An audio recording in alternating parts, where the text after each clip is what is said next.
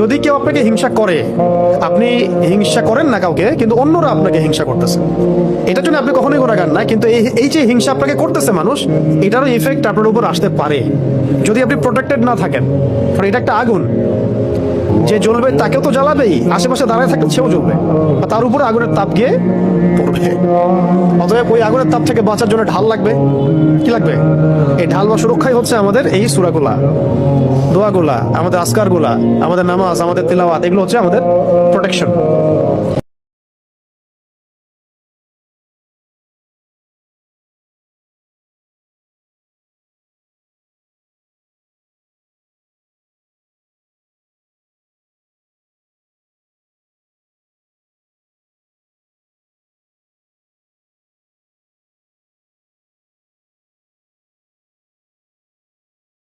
যদি কেউ আপনাকে হিংসা করে, আপনি হিংসা করেন না কাউকে, কিন্তু অন্যরা আপনাকে হিংসা করতেছে, এটার জন্য আপনি কখনোই গুনাহগার না। কিন্তু এই যে হিংসা আপনাকে করতেছে মানুষ, এটারও ইফেক্ট আপনার উপর আসতে পারে যদি আপনি প্রোটেক্টেড না থাকেন। কারণ এটা একটা আগুন, যে জ্বলবে তাকেও তো জ্বালাবেই, আশেপাশে দাঁড়ায় থাকলে সেও জ্বলবে, তার উপরে আগুনের তাপ গিয়ে পড়বে।